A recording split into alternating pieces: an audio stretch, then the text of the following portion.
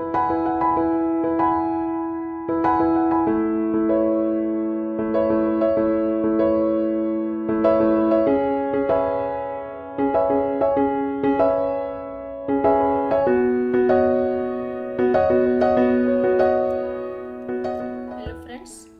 To Sairaj Education. हमने start किया था book keeping and accountancy. Okay, उसमें 12th कॉमर्स के लिए हमने 5 चैप्टर कंप्लीट कर लिए हैं। ये हमारा 6 चैप्टर चालू हो चुका है। तो अगर अभी तक आपने नहीं देखे हैं वो वीडियो तो देख लो, ठीक है। और साथ में रिवीजन भी स्टार्ट करवा दिया है जो लाइव आती हूँ मैं, ठीक है।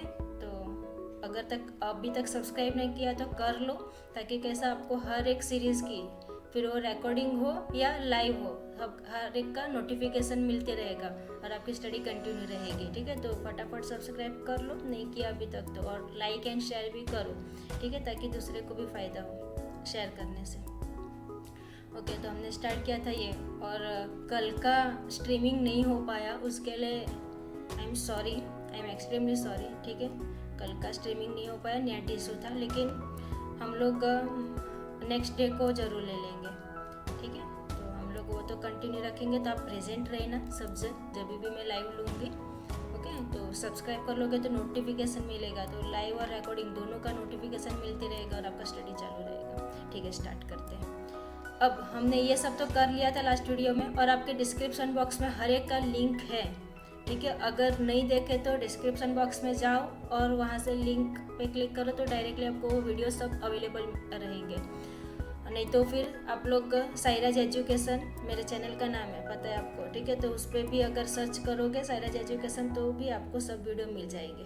ओके, स्टार्ट करते हैं। अकाउंटिंग प्रोसीजर, अब ये सब तो हमने हो गया था लास्ट वीडियो में। Accounting treatment, settlement of accounts on dissolution form, ठीक है। अब अकाउंटिंग प्रोसीजर, इसमें आपके पास dissolution of form, partnership form के लिए 2 मेथड रहेंगे। कौन से? एक तो simple dissolution and dissolution under insolvency situation.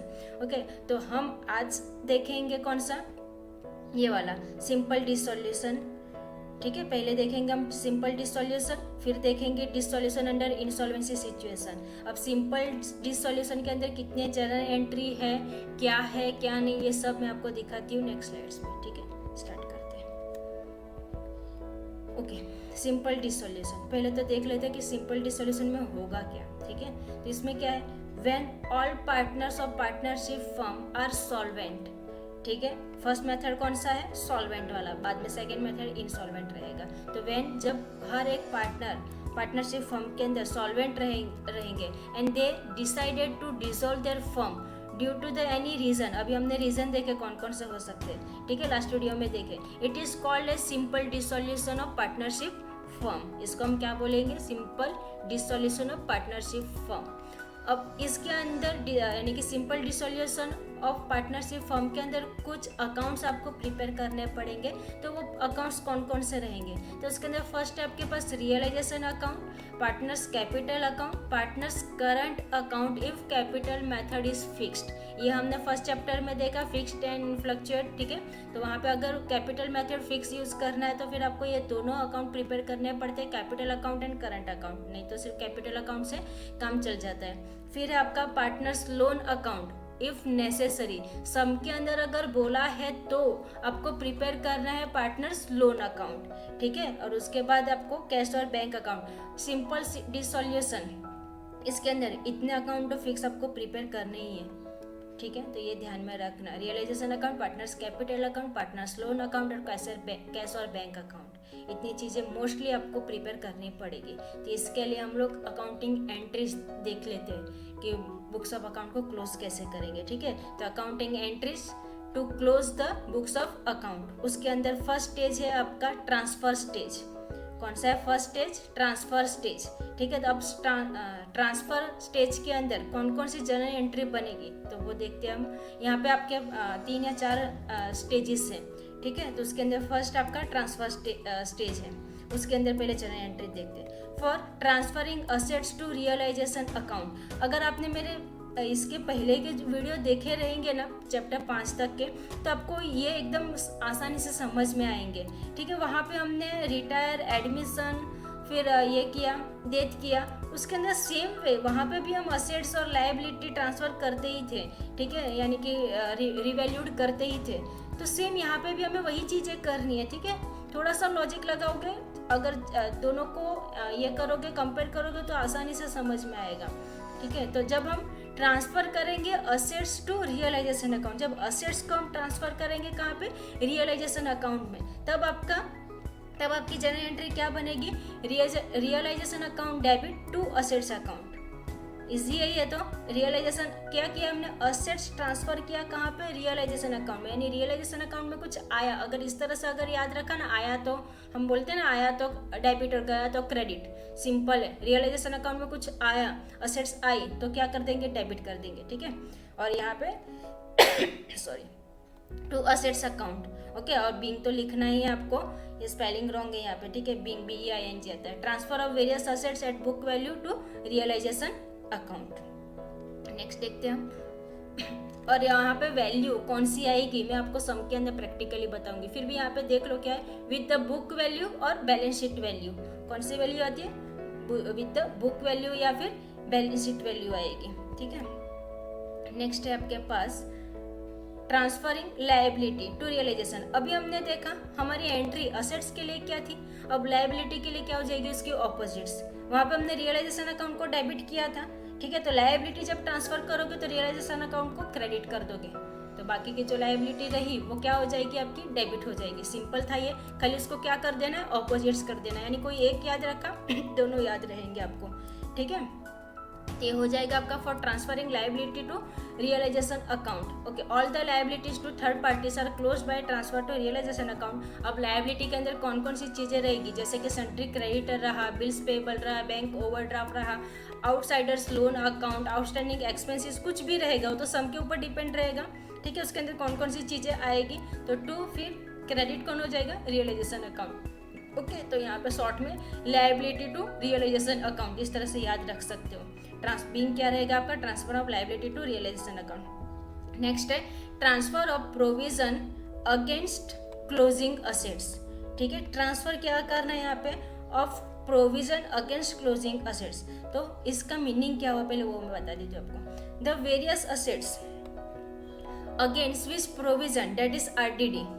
क्या है RDD, यानी रिजर्व फॉर डाउटफुल डेब्ट्स। ये किसके ऊपर रहता है आपका, डेटर्स के ऊपर। डेटर्स को हम कहाँ पे लिखते हैं, असेट्स में, इसके लिए यहाँ पे क्या लिखा हमने, the various assets against which provision, that is RDD, provision for depreciation, contingency, reserve etc. exit should be transferred separately to the realization account because these are separate accounts in the books। और अब इसके लिए entry क्या बनेगी आपकी, जैसे कि RDD रहा, डाउटफुल डेब्ट्स रहा, डेप्रिसिएशन रहा, डिस्काउंट रहा, ठीक है। तो ये सब चीज़ें रहेगी तो उसको आपको डेबिट कर लेना है और रियलाइजेशन को क्रेडिट कर लेना है। आपको पता ही है ना RDD, फिर ये सब चीज़ें हम कहाँ पे लिखते हैं, मोस्टली क्रेडिट साइड, क्योंकि इसके लिए यहाँ पे जनरल एंट्री में कौन सी साइड आएगा, डेबिट साइड। तो हो गया, यहाँ पे आपकी एंट्री भी बन गई। Provision for doubtful debts account debit, provision for discount account debit, provision for depreciation account debit, contingency reserve account debit, joint life policy reserve account debit, investment fluctuation fund account debit to realisation account. ये क्या था, big transfer of various provision to realisation account. अगर आपने कोई provisions transfer की है realisation account में तो सेम ये लायबिलिटी जैसी एंट्री बनेगी इसकी, ठीक है। जो भी आपके प्रोविजंस रहेंगे आप कहाँ पर ट्रांसफर कर दोगे, रियलाइजेशन में। तो जैसे हमने लायबिलिटी टू रियलाइजेशन किया, same way provision to realisation, एक वर्ड्स में उसको आप याद रख सकते हो, ठीक है। इसके लिए की वर्ड्स भी बन सकते हैं, लायबिलिटी टू रियलाइजेशन, फिर ये आपके प्रोविजन टू रियलाइजेशन। तो इतने सब याद भी नहीं रखने पड़ेंगे आपको। नेक्स्ट आपके पास for transfer of accumulated profit and reserve, ठीक है। Transfer of accumulated profit and reserve. तो एक्यूमुलेटेड प्रॉफिट्स मीन्स, एक्यूमुलेटेड यानी कौन सा, जो डिस्ट्रीब्यूट नहीं हुआ है, यानी कि कौन सा, अनडिस्ट्रीब्यूटेड, ठीक है। जो डिस्ट्रीब्यूट नहीं हुआ है उसको हम क्या बोलते हैं, एक्यूमुलेटेड। तो accumulated profit means undistributed. Example जैसे कि आपका जनरल रिजर्व हुआ, रिजर्व फंड हुआ, प्रॉफिट एंड लॉस अकाउंट हुआ, जो आपके क्रेडिट बैलेंस रहते हैं। It should be transfer to partners capital account और partners current account in their profit sharing ratio, ठीक है। ये मैंने आपको 5th chapter fourth chapter, third chapter, हर एक के अंदर इसकी इफेक्ट मैंने बताई है आपको, ठीक है। तो इसके लिए अगर आपको प्रैक्टिकली इसको समझना है तो वो वीडियो देखो, ज़्यादा समझ में आएगा, ठीक है। कि एक्यूमुलेटेड प्रॉफिट को, यानी कि आपका अनडिस्ट्रीब्यूटेड जो प्रॉफिट रहेगी, अनडिस्ट्रीब्यूटेड जो चीज़ रहेगी आपके पास, उसको किस तरह से देना है आपके पार्टनर्स में, और कौन कौन सी चीज़ें हैं वहाँ पे, ठीक है। तो इसकी एंट्री क्या बन जाएगी आपके पास, general reserve account debit, reserve fund अगर रहा तो reserve fund account debit, profit and loss account debit to all partners capital account या करंट अकाउंट। ऑल पार्टनर यानी क्या, जितने, तो सब पे डिपेंड रहेगा कितने पार्टनर्स हैं कितने नहीं, ठीक है। तो वहाँ पे फिर आप डिस्ट्रीब्यूट करोगे उसके प्रॉफिट शेयरिंग रेशियो में, फिर अगर समझो 3 पार्टनर है तो तीनों पार्टनर में उसको बेच दोगे, ठीक है, डिस्ट्रीब्यूट कर दोगे। B accumulated profit and reserve transfer to all partners capital current account and profit sharing ratio, easy था ये, ठीक है। Next, for transfer of accumulated loss, जैसे प्रॉफिट को अगर हमने या रिजर्व को हमने ट्रांसफर किया तो ऑफकोर्स लॉस भी तो हमें ट्रांसफर करना ही पड़ेगा, ठीक है। तो उसके लिए क्या भी कि accumulated loss are the loss suffered by the partnership firm not distributed among the partners. Example कौन सा, प्रॉफिट एंड लॉस अकाउंट जो डेबिट बैलेंस रहेगा, accumulated loss is transfer to partners capital account और पार्टनर्स करंट अकाउंट। अब इसकी entry क्या बनेगी, इसकी एंट्री बन जाएगी, अब इसकी ऑपोजिट्स होगी। वो कौन सा था हमारा लास्ट, प्रॉफिट एंड रिजर्व। अब क्या है यहाँ पे, लॉस, तो वहाँ पे हमने पार्टनर्स जो भी थे पार्टनर्स कैपिटल करंट अकाउंट को क्रेडिट किया था, तो यहाँ पे क्या कर देंगे, डेबिट कर देंगे, और बाकी के जो चीज़ें रहेगी उसको हम क्या कर देंगे, क्रेडिट कर देते हैं। सिंपल एंट्री क्या बन गई आपके, उसका ऑपोजिट, यानी कोई भी एक एंट्री किया तो आपको सेकेंड एंट्री अपने आप याद रह जाएगी, ठीक है, और रटने की जरूरत नहीं है उसको, ओके। मेमोराइज कर लो इसको, खाली थोड़ा सा समझ के लो, अंडरस्टैंडिंग करके लो तो समझ में आ जाएगा। ऑल पार्टनर्स कैपिटल और current account debit to profit and loss account to advertising suspense account, ठीक है। तो अगर रटना नहीं है, समझ के करना है, तो मेरे वीडियो को सब्सक्राइब जरूर करो मेरे चैनल को, ताकि आपको नोटिफिकेशन मिलेगा और आप फुल टू अकाउंट्स में फिर कभी भी पीछे नहीं रहोगे, ठीक है। आपको परफेक्टली समझ में आएगा और हर एक चीज़ को समझ के लोगे, बाय हार्ट नहीं करना पड़ेगा। अकाउंट समझ के लेने वाली चीज़ है, ठीक है, बाय हार्ट नहीं, रटना नहीं है उसको, ओके। तो फटाफट सब्सक्राइब कर लो नहीं किया, और तो लाइक एंड शेयर भी करो ताकि दूसरे को भी फायदा मिले, ओके। तो being accumulated loss transfer to all partners capital account in their profit sharing ratio. और आपको पता है थियोरेटिकल पार्ट के साथ मैं आपको प्रैक्टिकली भी समझाती हूँ, ठीक है, ओके। अब ये तो था हमारा ट्रांसफर स्टेज। अब सेकंड स्टेज कौन सा है यहाँ पे, रियलाइजेशन या डिस्पोजल स्टेज, ठीक है। इसके अंदर अब जनरल एंट्री देखते हैं। अब ये रियलाइजेशन या डिस्पोजल स्टेज क्या है पहले वो बता देती हूँ। Under this stage all assets including कौन से, unrecorded assets in the balance sheet of the firm is sold out, ठीक है, सोल्ड आउट किया या फिर रियलाइज किया, और may be taken over by any partner, अगर बेच दिया या फिर किसी पार्टनर ने पूरा खरीद लिया, पूरा ले लिया, ठीक है। Liability and realisation dissolution expenses are paid और any liability taken over by any partner and partners loan is also paid. ये क्या हुआ, रियलाइजेशन और डिस्पोजल स्टेज। अब इसके अंदर जनरल एंट्री कैसे बनती है वो देख लेते हैं। First, if the assets are sold for cash, यहाँ पे मैंने बोला ना सोल्ड हो सकता है या फिर कोई पार्टनर टेकन ओवर कर सकता है, ठीक है, तो उस पर ही जनरल एंट्री भी बनेगी। तो फर्स्ट आपकी क्या है, assets are sold for cash, और अभी हमने असेट्स सोल्ड किया तो ऑफकोर्स कैश के लिए ही किया रहेगा ना, ठीक है। तो वहाँ पे क्या आपका assets are sold for cash, तो एंट्री क्या बनेगी, सेल किया, सिंपल है ये, सेल किया, एंट्री क्या बनती है आपकी, क्या आता है आपके पास, कैश आता है, ठीक है। तो कैश अकाउंट डेबिट टू, लेकिन यहाँ पे क्या लिखोगे, रियलाइजेशन अकाउंट, सिंपल, ठीक है। तो क्या हो जाएगा यहाँ पे, क्या हम वैसे लिखते हैं कि जो भी आपने चीज़ सेल की थी उसको क्रेडिट करते, या फिर उधारी में किया तो उसका नाम लिखते हम, और कैश और बैंक कैश तो आपके पास आता है तो उसको डेबिट ही करते। तो यहाँ पे खाली क्या नाम क्या चेंज होगा, रियलाइजेशन अकाउंट, ठीक है, खाली उतना नाम चेंज होगा। तो अगर असेट सोल्ड किया है फॉर कैश तो एंट्री क्या बनेगी आपकी, कैश और bank account debit to realisation account being asset sold for cash. और नेक्स्ट क्या था, टेकन ओवर बाय पार्टनर, तो if the assets are taken over by any partner तो आपकी एंट्री क्या बनेगी, पार्टनर्स कैपिटल और current account debit to realisation account. Easy था ये, ठीक है, being assets taken over by the partner.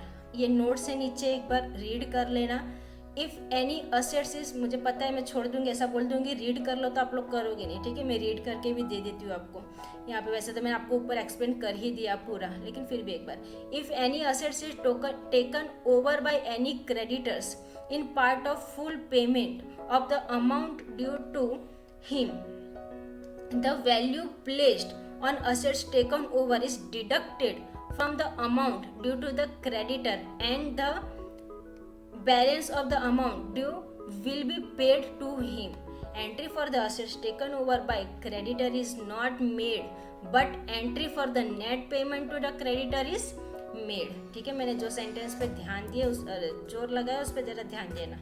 Okay, next देखते हैं। नेक्स्ट आपके पास for payment of liability, third entry क्या है आपके पास, फॉर पेमेंट ऑफ लाइबिलिटी। अगर हमने लाइबिलिटी के लिए पे की है तो फर्स्ट क्या है उसके अंदर, for payment to outsider liability, यानी कि थर्ड आउटसाइडर यानी कौन से, थर्ड पार्टी वाले, ठीक है। तो अगर आउटसाइडर को हमने पे किया, ऑफकोर्स पेड किया, तो आपके पास एक कैश गया। अगर कैश गया तो हम क्रेडिट साइड लिखते हैं, तो डेबिट क्या हो जाएगा, रियलाइजेशन अकाउंट, ठीक है। तो realisation account debit to cash और बैंक अकाउंट, इजी। फिर इफ़ एनी पार्टनर डिस्चार्ज, अब मैं बीइंग नहीं पढ़ रही हूँ, आपको पता है बीइंग लिखना ही है, ठीक है, तो वो बीइंग साथ में लिखते जाना। If any partner discharge any liability of the firm, अगर इफ़ एनी पार्टनर, अगर कोई पार्टनर डिस्चार्ज हुआ any liability of the firm, तो एंट्री क्या बन जाएगी आपकी, पार्टनर से कैपिटल में जाएगा, तो डेबिट कौन हो जाएगा, realisation account. Realisation account debit to partners capital और करंट अकाउंट, ठीक है, नोट पढ़ लो। If nothing is mentioned about payment of any liability by then it is paid at book value, ठीक है। नेक्स्ट है आपके पास for payment of realisation expenses. अब for payment of realisation expenses, इसके अंदर फर्स्ट है आपके पास realisation expenses borne by firm. अगर कुछ रियलाइजेशन एक्सपेंसेस हुए हैं और किसने बेयर किया, वो फर्म ने, तो एंट्री क्या बनती है उसको, और पेमेंट ही है ना, ये पेमेंट किया यानी कैश गया, तो कैश और बैंक क्रेडिट होने वाला, तो डेबिट किसको कर दोगे, रियलाइजेशन अकाउंट को। तो realisation account debit to cash और बैंक अकाउंट। और नेक्स्ट क्या, realisation expenses is borne by any partner. First कौन सा था, किसने बेयर किया, किसने भरा, फर्म ने। अभी सेकंड किसने भरा, पार्टनर ने। तो सिंपल थिंग कि अगर फर्म ने भरा तो रियलाइजेशन टू कैश और बैंक लिखा, तो यहाँ पे अगर पार्टनर्स ने भरा तो कैपिटल अकाउंट या करंट अकाउंट आएगा, ठीक है। तो हो गया ये realisation account debit to concern capital या करंट अकाउंट, जिसने भी भरा उसमें हम ले डाल देंगे, ठीक है। तो ये हुआ इतनी एंट्री। नेक्स्ट देखते हैं, फिफ्थ आपके पास if commission is given to any partner for realising assets. अगर हमने कमीशन दिया है किसी भी पार्टनर को, किसके लिए, फॉर रियलाइजिंग असेट्स के लिए, तो हमारी एंट्री, अभी ऑफकोर्स एक पार्टनर आया तो ध्यान में रखो, अगर पार्टनर इंडिविजुअली आया है तो फिर वहाँ पे पार्टनर्स कैपिटल अकाउंट या करंट अकाउंट भी डिपेंड है, वो तो फिक्स है या फ्लक्चुएटेड मेथड कौन सा यूज़ करने बोला, ठीक है। तो वहाँ पे हम मोस्टली तो कैपिटल अकाउंट ही हम प्रिपेयर करते हैं। तो आपकी एंट्री क्या बन जाएगी यहाँ पे, realisation account debit to partners capital और करंट अकाउंट। फिर है if any contingent liability is paid, ठीक है। अगर हमने कोई कंटीजेंट लायबिलिटी पेड की है तो, कंटीजेंट का मीनिंग पता है आपको, हाँ कि ना ठीक है, कंटीजेंट लायबिलिटी, ठीक है। तो कौन सी है लायबिलिटी, यहाँ पे लिख के दिया liability not included in the balance sheet, लेकिन वो बैलेंस शीट में क्यों इंक्लूड नहीं रहती है, ये पता है सबको, क्यों नहीं रहती है कंटीजेंट लायबिलिटी बैलेंस शीट के अंदर इंक्लूड, क्योंकि जब हम बैलेंस शीट प्रिपेयर करते हैं ना, तब वो लायबिलिटी इनकर्ड नहीं हुई रहती है, ठीक है। वो लायबिलिटी तब इनकर्ड नहीं हुई रहती है जब अब हमारी बैलेंस शीट प्रिपेयर हो गई है, हमने पूरे साल का उसके अंदर सब कच्चा चिट्ठा लिख दिया है, उसके बाद कोई लायबिलिटी इनकर्ड हुई है तो वापस हम पूरा बैलेंस शीट ये करेंगे क्या, ठीक है। वैसे भी बहुत आलसी हम लोग तो, ठीक है, नहीं करते वापस पूरा बैलेंस शीट, वापस कौन उसके अंदर खोड़ खाड़ करेगा। तो क्या करेंगे, ये जो लायबिलिटी रहती है ना, वो बैलेंस शीट के बाद हम लिख देते हैं, इसके लिए उसको कंटीजेंट लायबिलिटी बोलते हैं, ठीक है। तो इसकी एंट्री क्या बन जाएगी आपकी, realisation account debit to cash और बैंक अकाउंट। ओके, समझ में आया। कंटीजेंट लायबिलिटी सुना होगा, कंटीजेंट लायबिलिटी, लेकिन है क्या ये, ठीक है। यहाँ पे लिखा भी कि liability not included in balance sheet, लेकिन क्यों इंक्लूड नहीं रहता है बैलेंस शीट में, अफसोस समझ में आया रहेगा, ठीक है, क्योंकि वो उसके बाद बैलेंस शीट रेडी हो जाने के बाद वो चीज़ होती है, इसके लिए उसको कंटीजेंट लायबिलिटी बोलते हैं। Okay, for payment of partners loan. अब पार्टनर्स लोन के लिए पे किया है, ठीक है। तो यहाँ पे as per section 48 of partnership act 1932 partners loan shall be paid after making the payment to the third party. समझ में आया? हमने देखा ना ऑर्डर वहाँ पे, ठीक है। ऑर्डर हमने देखे कि किस तरह से आपको लायबिलिटी पे करनी है, किस तरह से आपके जो भी है चीज़ पे करना है, ठीक है। तो कैसे पे करोगे कि यहाँ पे partners loan shall be paid after making the payment to third party को पे करने के बाद पार्टनर्स को लोन को पे किया जाता है, ठीक है। तो it should not be transfer to realisation account, और इसको हम रियलाइजेशन अकाउंट में ट्रांसफर नहीं करते हैं। तो the loan due to a partner is paid, तो उसकी एंट्री बनेगी partners loan account debit to cash और बैंक अकाउंट। इजी था? चलो नेक्स्ट। ओके, नेक्स्ट आपके पास डिस्ट्रीब्यूशन स्टेज। अब डिस्ट्रीब्यूशन स्टेज, इसके अंदर डिस्ट्रीब्यूशन स्टेज क्या है, ठीक है। तो ये है आपके पास under this stage first realisation account is closed and the profit और loss on realisation account is transfer to partners capital और current account in their aggregate profit sharing ratio. क्या था यहाँ पे कि डिस्ट्रीब्यूशन स्टेज यानी क्या, इस स्टेज के अंदर क्या होता है, first realisation account is closed. पहले क्या होगा, रियलाइजेशन अकाउंट को क्लोज करेंगे, उसके बाद and profit and loss on realisation account is transfer to partners capital और करंट। जैसे कि हम रिवैल्यूएशन अकाउंट बनाते थे, प्रॉफिट एंड लॉस एडजस्टमेंट बनाते थे, उसको क्लोज करते थे, जो भी अमाउंट आता था उसको हम ट्रांसफर करते थे आपके पार्टनर्स कैपिटल अकाउंट में। वही चीज़ है यहाँ पे, किसमें, प्रॉफिट शेयरिंग रेशियो में, ठीक है। After making all the adjustment related to partners capital account is closed by the setting the balance। अब इसके अंदर आपके पास फॉर क्लोजिंग रियलाइजेशन अकाउंट, ठीक है। इसके बाद क्या, फॉर क्लोजिंग रियलाइजेशन अकाउंट। तो रियलाइजेशन अकाउंट को क्लोज करने के लिए कौन सी एंट्री बनती है उसमें भी देखते हैं। तो realisation account is a nominal account, ये याद रखना। Realisation account is a nominal account है, ठीक है। It is close to find out the profit और लॉस, ठीक है। रियलाइजेशन अकाउंट हम क्यों क्लोज करते हैं, क्योंकि हमें वहाँ पे क्या मिलेगा कि प्रॉफिट हुआ या लॉस हुआ है, ठीक है। Suffered on realisation of assets and payment of outside liabilities. तो इसके अंदर आपके पास फर्स्ट है for transfer of profit on realisation account, ठीक है। प्रॉफिट को अगर प्रॉफिट हुआ तो रियलाइजेशन अकाउंट में ट्रांसफर करने के लिए। If the credit side of the realisation account is more than the debit side of the profit has been made and should be transfer to all partners capital और current account. तो entry क्या बनेगी आपकी, यहाँ पे realisation account को debit कर देंगे, realisation account debit to all partners capital और करंट अकाउंट, इसी है। और for transfer of loss on realisation account, अगर समझो लॉस हुआ तो उसकी ऑपोजिट एंट्री, वहाँ पे हमने प्रॉफिट हुआ तो क्या लिखा, रियलाइजेशन अकाउंट को डेबिट किया, तो यहाँ पे हम रियलाइजेशन अकाउंट को क्या कर देंगे, क्रेडिट कर देंगे, ठीक है। तो यहाँ पे रियलाइजेशन अकाउंट को क्रेडिट, तो डेबिट कौन हो जाएंगे, जो आपके पार्टनर्स है, पार्टनर्स कैपिटल अकाउंट, ठीक है। ऑल पार्टनर्स कैपिटल और करंट अकाउंट। क्लियर है यहाँ तक, ठीक है। तो आगे बढ़ते हैं। ओके, उसके बाद है फॉर क्लोजिंग करंट अकाउंट्स। अब क्या है, क्लोज करना है करंट अकाउंट को। तो current accounts of the partners if any should be close by transferring the balance to capital account of the partner. तो एंट्री क्या बनेगी आपकी, करंट अकाउंट को अब यानी कि करंट अकाउंट कैपिटल अकाउंट उसको क्लोज करेंगे हम, तो क्या एंट्री क्या बनेगी। फर्स्ट आपके पास if current account show credit balance, अगर समझो उसमें क्रेडिट बैलेंस आया तो partners current account to partners capital account. और सेकंड क्या है, current account so debit balance, अगर डेबिट बैलेंस है तो partners capital account to partners current account. ये मैं आपको सम के अंदर अच्छे से एक्सप्लेन करूंगी, प्रैक्टिकली बताती हूँ कैसे करना है इसको, ठीक है। यहाँ पे क्या है, ये capital to current, current to capital, ठीक है। लेकिन मैं आपको ये यानी ईजी है वैसे तो देखने जाए तो, याद ही रखना है क्या है खाली यहाँ पे कि अगर क्रेडिट है तो करंट टू कैपिटल, और अगर डेबिट है तो कैपिटल टू करंट, लेकिन इसको मैं एक्सप्लेन करूंगी आपके सम के अंदर, ठीक है। फॉर क्लोजिंग कैपिटल अकाउंट, अब कैपिटल अकाउंट को अगर क्लोज करना है तो as the capital account of the partner show a debit balance, partner should bring in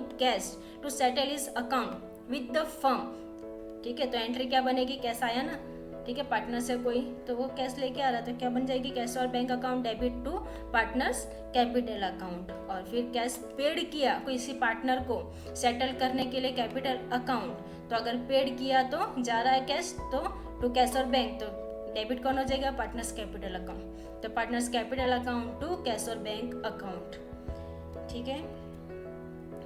okay, तो आज के लिए हम लोग इतना ही रखते हैं यहाँ तक। इसके बाद हम देखेंगे ट्रीटमेंट क्या होता है, प्रोफर्मा क्या होता है, सम क्या होता है, ठीक है।